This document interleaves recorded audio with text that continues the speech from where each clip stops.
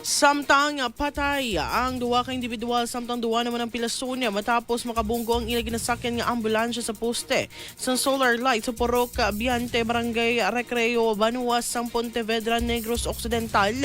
Pasado alas 3 ang hapon, Abril 8. Ginkilala ang mga napatay nga Sanday Dalia Vertusio, 70 years old, nga amo ang pasyente nga sakay sang ambulansya.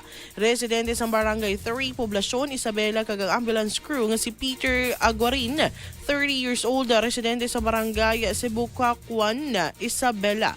Samtang ang mga pilaso naman amo Sanday si Stephen Peñonal, residente kag punong barangay sa Barangay Cebucacuan, nga amo man ang driver sang ambulance kag ang himata sang pasyente nga si Maria Gina Mugar, 30 years old.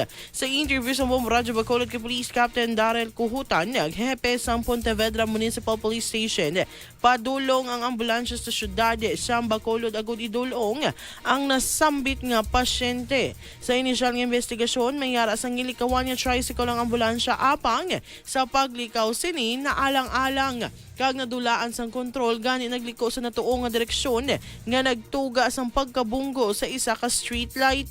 Gindeklarar nga dead on arrival ang pasyente kag isa ka crew sang ambulansya.